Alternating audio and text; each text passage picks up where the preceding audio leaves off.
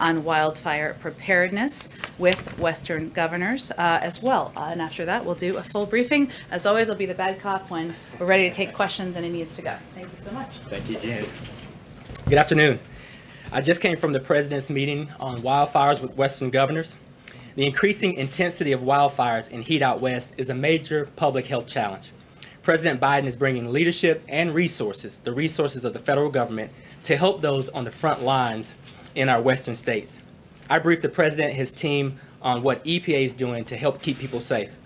The EPA has developed tools to help provide the public with reliable information to inform and protect people when wildfire smoke is causing dangerous air quality issues in their communities. As part of the administration's broader efforts to improve wildfire preparedness, EPA is deploying additional new sensors in heavy smoke areas to assess air quality. We will be adding the Fire and Smoke app to the Air Now mobile app next month so that firefighters, families, and people throughout the communities in the West can take action to reduce their exposure. You can learn more about this resource tracking smoke and air quality at airnow.gov/fires and visit ready.gov/wildfires to learn about actions you can take now to prepare for wildfires and stay safe. You know, this is one powerful example of why we need to do more to rebuild our infrastructure that can withstand the impacts of climate. Because as wildfires rage out west, floods are consuming communities elsewhere. The extreme weather events Americans are experiencing year-round underscore the need to make bold investments needed to tackle the climate crisis. The Bipartisan Infrastructure Framework would make the largest investment in American history, nearly $50 billion in the resilience of the physical and natural systems. Breathing air and drinking clean water are at the heart of President Biden's Build Back Better agenda, because he believes no family, no child should be still drinking water from lead pipes. Water infrastructure is a huge part of the President's American Jobs Plan, and it's carried through in the Bipartisan Infrastructure Framework, and for very good reason. Clean and healthy drinking water and safe and effective stormwater and wastewater infrastructure is necessary for every thriving community. Yet, as you see here on the screen, there are still an estimated 6 to 10 million lead service lines that need to be replaced all across the country. In the few months since I've started this job, I've had the chance to hear directly from communities and visit water infrastructure sites and programs all around the country. In St. Louis, Missouri, where there are still an estimated 28,000 lead service lines, I visited a drinking water plant that is more than 100 years old. The director there told me that we need to invest in our water infrastructure before it's too late. In Illinois, where there are 400,000 lead service lines just in the Chicagoland area, I heard from people who are struggling to address the urgent need for lead pipe replacement. We know that low-income people and communities of color are disproportionately at risk when it comes to lead-contaminated drinking water. And last week in Baltimore, I had the privilege of meeting with the young folks who joined a job training program that are now successfully working in water infrastructure jobs. Getting clean and healthy drinking water to people isn't a political issue. It isn't a partisan issue. It's an American issue. Access to clean, safe drinking water is fundamental to protecting all people, regardless of zip code or how much money they have in their pockets. And that's why the Bipartisan Infrastructure Framework makes a transformational $55 billion investment in our nation's water infrastructure, including the funds needed to replace our nation's lead pipes. This will be the largest investment in clean drinking water and wastewater infrastructure in American history. By upgrading and repairing our aging infrastructure, it will ensure people have reliable access to safe and clean drinking water that they deserve. Replacing lead service lines will bring long overdue progress to overburdened communities that have been disproportionately impacted by exposure to lead in their drinking water. And by putting dollars into our communities, it will create good-paying union jobs and strengthen the future water workforce of our nation. The Bipartisan Infrastructure Framework is a critical first step to implement President Biden's vision to build back better, enhance our climate resilience, and ensure clean air and clean water. We know that there's more work to be done, which is why the President will continue championing his full American Jobs Plan. President Biden's leadership on responding to wildfires in the West, building our nation's resilience to climate change, and prioritizing water infrastructure is already bolstering the work for EPA. And I'm grateful to the President, I'm grateful to Congress, and the American people for their ongoing bipartisanship support on these very important issues. All right. Who's going to go ahead? Thanks. Sir, in the meeting with the governors on water rights, was there any discussion of water allocation decisions in the western states with any of the governors today? No discussions there. Basically, we discussed that we're experiencing a very tough wildfire year, upcoming year. We talked about staying very closely coordinated, and the President talked about providing additional resources for resilient infrastructure and water management and forest management. Was there any discussion about rolling blackouts to prevent wildfires? Was there talk about that? No. Any other concerns that the governors brought up that that we need to know about? Just that we need to work closely, federal and state, leveraging resources, and again, staying in close coordination throughout this wildfire season. Can you talk about, given you're talking about extreme weather events, like what's happening with the heat wave in the Pacific Northwest, can you talk about how that factors into your enforcement strategy at EPA and cracking down on polluters? Well, what I can say is that we're really laser focused on these climate change impacts. And so therefore, we really are deploying our air quality monitoring systems to help folks understand the implications of wildfire pollution. We really are ramping up enforcement in this EPA. We believe that enforcement is a tool in our toolbox that need to be deployed so that we can keep everyone on the right track. Talk about also, I know that EPA is hiring up to 1,000 new staff. Can you give an update on how that's going and what areas you're looking to hire in? We're looking to hire, and really we had a lot of people leave the agency during the previous administration. What we want to do is continue to build on our scientific integrity, our ability to capture and push data out, and really develop the sound expertise amongst all of our professional classes to inform how EPA does its job and accomplish its mission. Thank you. Thank you for taking my question. Do you support pursuing additional funds beyond the bipartisan plan in the reconciliation plan for drinking water in particular? You know, I think the President has made it clear that he's got ambitious goals laid out in the American Jobs Plan. This infrastructure framework is what we're seeing as a first critical step. So he's got a number of tools in his toolbox. We're happy that he's going to deploy those tools, not only for water infrastructure, but for climate as well. Can I ask you a follow-up question about what's going on in Florida? The EPA has said that there are particles that could be toxic to people's long-term health related to the collapse of the building in Florida. Is the EPA making any recommendations or suggestions to try to protect people that are living in the area and, of course, the first responders who are searching the rubble? We're actively engaged with all of the elected officials on the ground. Our regional offices are deploying air monitoring systems and the latest information to be sure that we keep the public safe. Are you confident that the people that are searching the rubble, that they're getting the protection that they need so that they don't end up like the first responders in 9/11, who of course suffered all sorts of long-term health issues? I'm confident that our agency is partnering with the sister agencies to provide the latest and best information so that those on the ground can govern themselves in a very safe way. Thanks, Jen. Administrator, the last several days here in Washington, right across the street from this building, there have been protesters who've been holding signs saying things such as, "Biden, you coward, fight for us." What's your response to that criticism, and if you could assess the claim that they're making that the president on that issue is a coward? You know, what I can say is that this is a historic investment.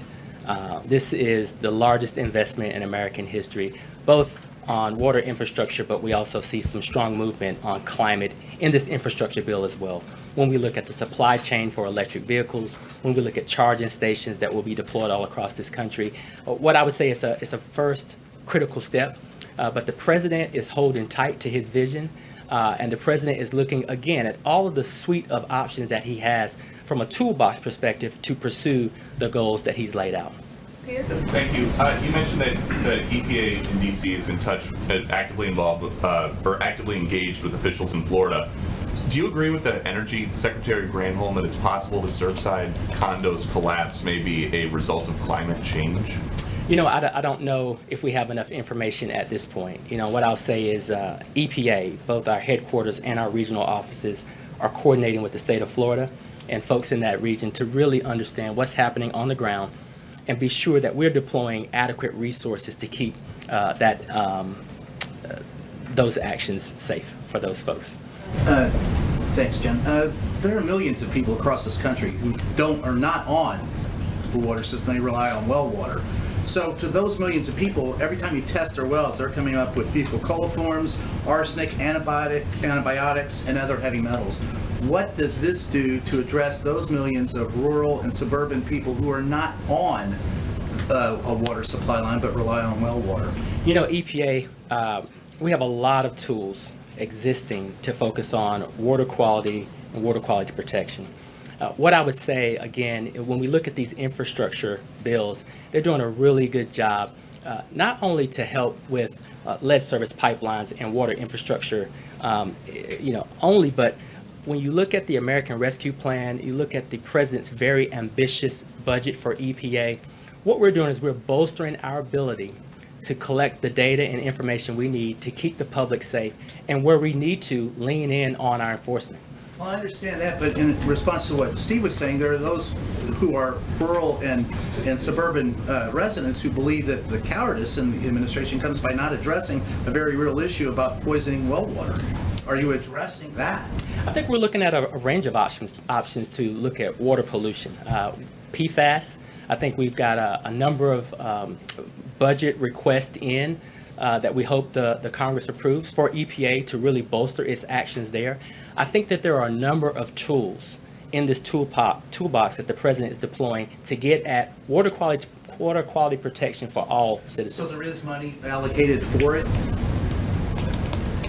to address that water well issue. There is money in this? There's money in the president's budget request for EPA to do a better job of looking at water quality protection for all Americans. Okay, we're going to do Lynn and Josh, and then we've got to let the administrator go back to fixing our pipes. Thank you for taking my question. Noting that you did mention Chicago, what is the timetable or the timetable for a timetable of appointing a much-needed regional administrator for Regional 5? Democratic Michigan and Illinois members of Congress have been pushing competing contenders, as I'm sure you know, Deb Shore and Michael Ragland, for the job.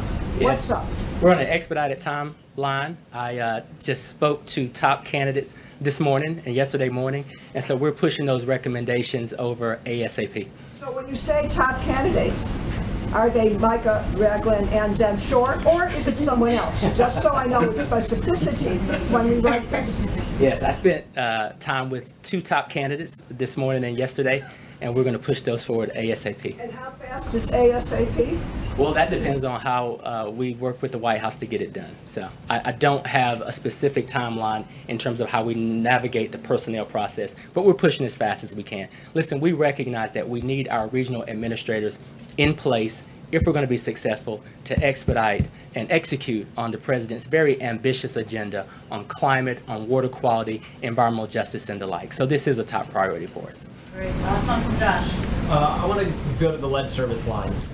Could you break down the timeline for when you think all of these would be replaced? And then secondly, on the issue of cost, how are you looking at cost? We're told that it would cost on average $27,000 to replace a lead service line in Chicago, but the administration seems to be budgeting it around $4,000 to $6,000. You know, our estimates show that with the ask that the president has in this infrastructure plan, that we can replace 100% of the lead pipes. Obviously, when you look at timelines, that really is city by city, instance by instance. We are ready to engage with our state partners. The good news is EPA has water infrastructure programs in place. We have the infrastructure to push these resources through, to partner with our state and local officials to get this done on an expedited timeline. Will it be done overnight? Absolutely not. Will it be done as quickly as possible? That's what we're pledging to do. So what's the range between overnight and as quickly as possible? Well, we haven't gotten that far yet in terms of putting an actual timeline on the quickest city we could do and the one that would take the longest term. But he can come back when we know. Thank you so much, Administrator Regan. Appreciate you taking the time today. Thank you. Thank you. Thank you very much. Thank you. Okay, just a few more items for all of you at the top.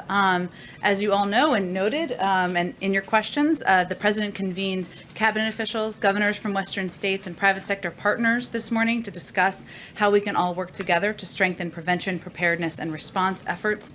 In the meeting, the President asked participants what additional resources they needed and what immediate actions can be taken to protect communities, improve emergency preparedness, and address the growing wildfire threat, both by preventing them from happening and ensuring the federal government's response is as quick and effective as possible. And to do that, we also announced a series of actions today to address the growing and severe threat of wildfires, protect communities from devastation, and save lives, which were outlined this morning. We can certainly talk more about. As you may have also seen, in a few minutes, the President will sign the Sergeant Ketchum Rural Veterans Mental Health Act, which will create 3 new mental health centers for veterans battling severe mental health issues, including post-traumatic stress disorder. It's estimated that at least 1 in 5 veterans return from combat with a significant need for mental health support, yet 85% of veterans coming home to rural communities are in areas with a shortage of professional support. As the President has repeatedly reaffirmed, we have a sacred obligation to care for those who serve, and this bipartisan bill will help our rural veterans get the support they need. Later this afternoon, the President will also sign 3 additional bills, one to protect our climate from methane, one to protect consumers from predatory lenders, and one to protect workers from employment discrimination. Each of these bills are common sense protections that passed with bipartisan support. Bipartisanship alive and well in Washington. Watch out.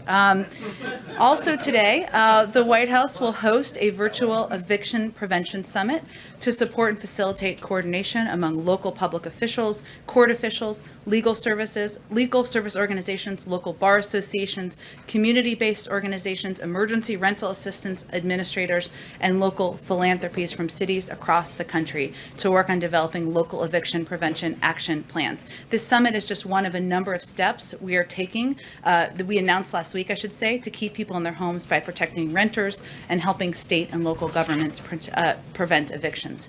Also, in our ongoing news about getting vaccines out to the world, we are shipping 2.5 million doses of Johnson & Johnson vaccines to Colombia as a part of our continued effort to end the virus everywhere.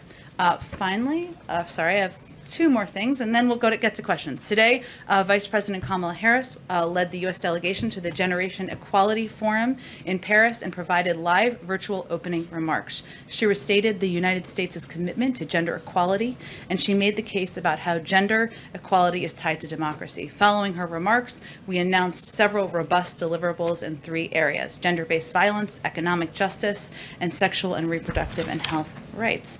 As one final note, and as a point of privilege, today is the last day of Pride Month, and I am honored to host a pre-recorded virtual convening on transgender equality later this evening. At this convening, young transgender and gender non-binary leaders from across the country will share stories about the impact the state-level anti-transgender legislation has had on their well-being, their experiences of multiple intersecting forms of discrimination, and best practices for advancing acceptance. And the program will feature a range of officials from the federal government, as well as openly transgender athletes, leaders, and elected officials. With that, Josh, go ahead. Thanks, Jen. 2 subject areas. Russian President Vladimir Putin says that a U.S. reconnaissance aircraft was operating in sync with a British destroyer last week in the Black Sea. Was the U.S. coordinating with the British ship? And was this, as Putin claims, a provocation? I don't have anything to detail or confirm from you here from the podium. I'd certainly point you to the Department of Defense on any specifics. As the President noted when we attended the summit, when he participated in the summit just a few weeks ago, our objective, I should say, is certainly to move forward on a more predictable and stable relationship with Russia. He announced a number of forward-looking actions in that regard, and that certainly is guiding our strategy. And then secondly, South Dakota Governor Kristi Noem said she'll use a donation from a Republican donor to fund the deployment of up to 50 South Dakota National Guard troops to the U.S. border with Mexico.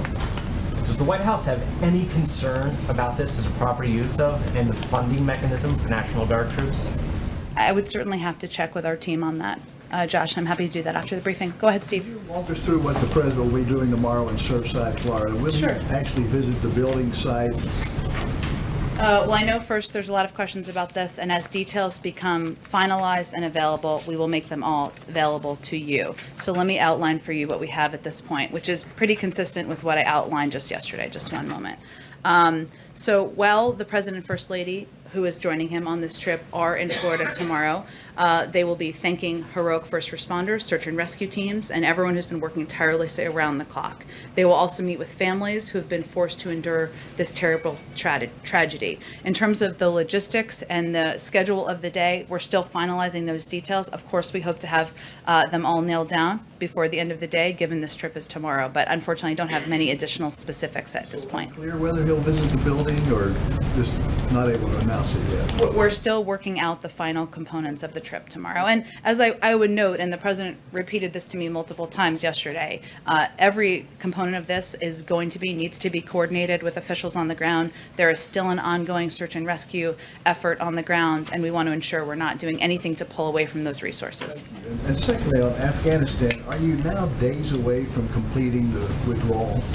I'm seeing a number of reports about this.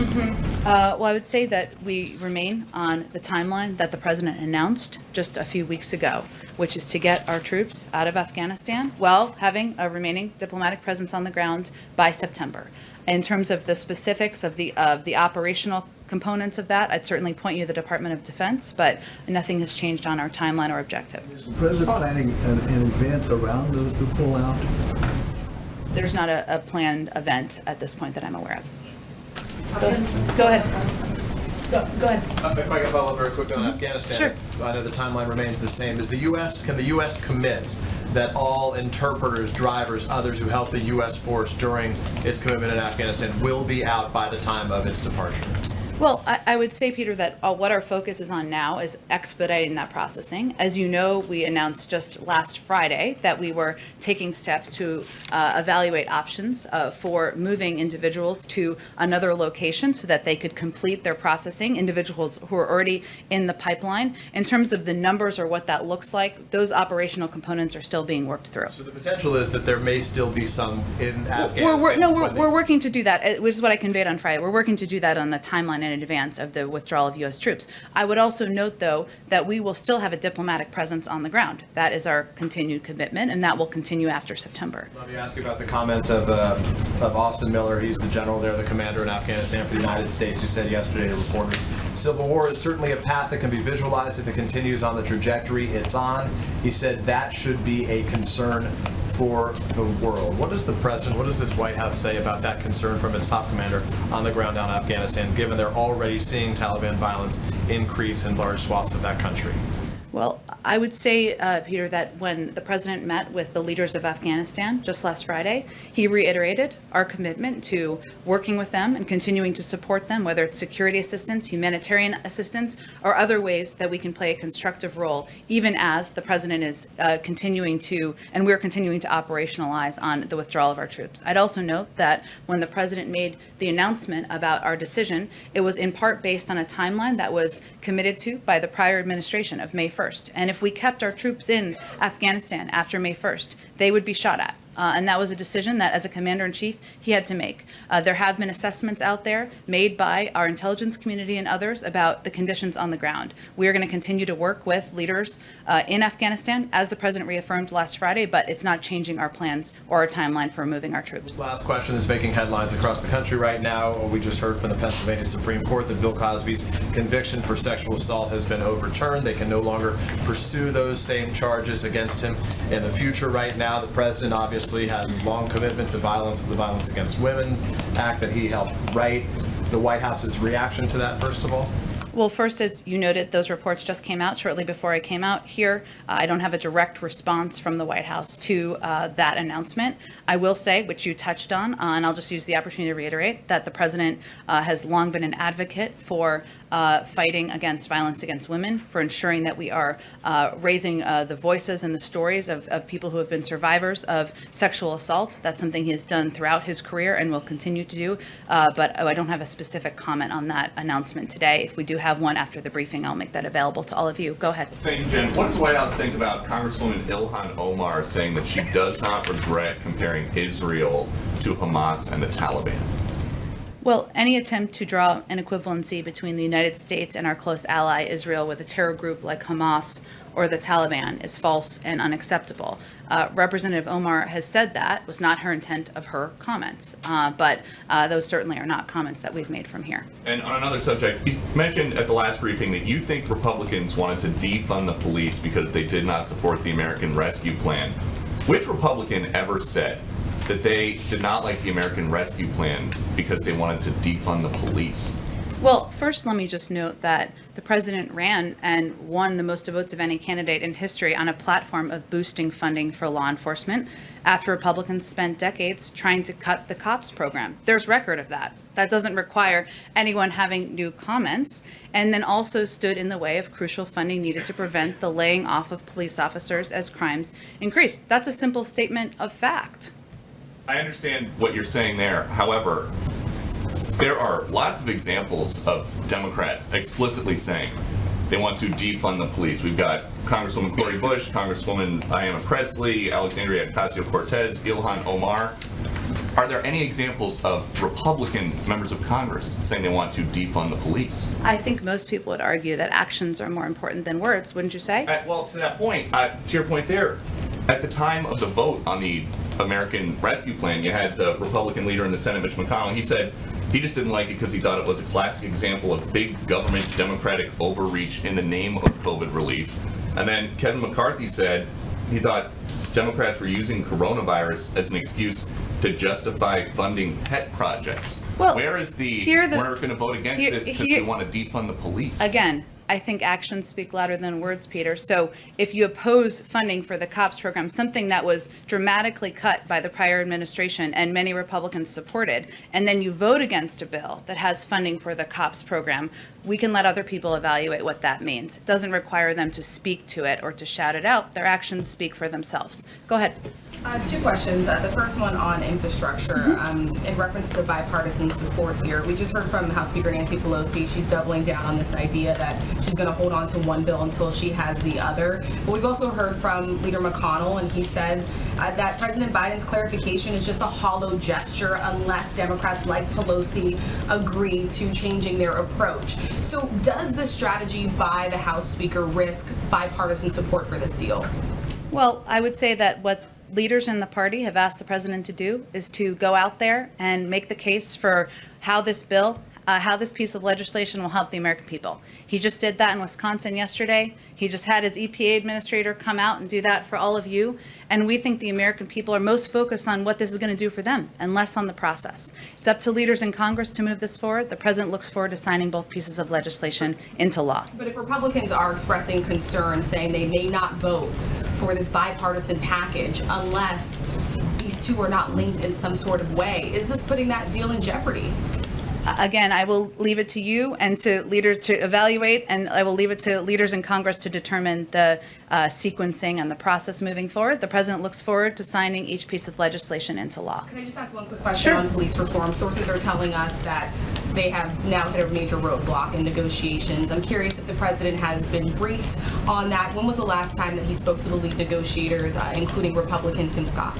We're in regular touch with the negotiators. I don't have a timeline or a specific last call with the president, but senior members of his team are certainly in close touch. We'll let them speak to where they are in the process and where they are in moving the process forward. The president remains eager to sign the police reform bill into law. Go ahead. On police go ahead. Let me go to April and then I'll come back if that's okay. Go ahead, April. On police reform, there is a stumbling block. It's qualified immunity. We're hearing that mainstream policing organizations are upset about the financial piece, that it could possibly bankrupt police officers and police departments. What does the administration feel about that? For police to be held accountable and there to be transparency on this, and these police agencies are saying no because of the financial component of it. What do you say? Well, I would say, April, that there's an ongoing discussion and negotiation between Democrats and Republicans. We're not going to weigh in on that more specifically from here. The president believes that it's important that police reform is long overdue. There are difficult components of this discussion. A lot of those are happening in private, which is the place where they should continue to move forward. Would the president be okay with police reform, the George Floyd Justice and Policing Act, to be passed without qualified immunity or component of qualified. We're not going to get ahead of the negotiators who are representing the interests, having challenging discussions, no doubt, about how to move this forward. We'll take a look at it when they have the framework and they're ready to talk about it publicly. And is there also concern now that Senator Tim Scott has the support of Senator Lindsey Graham on this policing issue? Is there concern he has his support? Yeah. Again, April, once they are ready to talk, once the negotiators are ready to talk about the specifics of the framework and where they are, I'm sure we can speak to that from here. We're not at that point quite yet. Go ahead. Are you expecting the framework to come out? Tim Scott was supposed to have it today. We'll leave it to the negotiators to convey when they're ready to talk about it publicly. Go ahead. We'll ask you back to Afghanistan just real quick. Following up on the comments by General Miller, was anything he said to reporters in the last day or so new to this White House, or had he conveyed those concerns to the president? I'm not going to get into private conversations. I will say there have been intelligence assessments that have been out there that we have not walked away from. Certainly we leave that to our intelligence community to speak to, and that's an important part of what is put out from the federal government. What I've conveyed to you and what I'd reiterate is that the president made a decision because he felt that it was long past time to bring our troops home, and that there is not a military solution to the war in Afghanistan. We need to continue to support a political process, a political solution, something that our diplomats are continuing to do. And of course, our Department of Defense is continuing to work on the timeline of bringing our troops home by September. At the same time, we are going to continue to be partners to the leaders in Afghanistan and providing resources and assistance wherever we can. Did he surprise you? Did he surprise you? I'm not going to get into any more details of private conversations. Go ahead. And this is the end of June, which was supposed to be the month of action on voting rights. And it ends with an interesting situation in New York City as they try to now retabulate votes, and they won't give us the final result for at least a few more days. Does this White House, does the administration more broadly have any concern with what's going on in New York, given the fact that the president had said earlier this month in his statement that the work ahead of us is to make voting accessible to all American voters and to make sure every vote is counted through a free, fair, and transparent process? That continues to be his hope and his commitment and his desire, but I don't have any assessment from the White House on the New York vote counting reporting, I'll call it. Go ahead.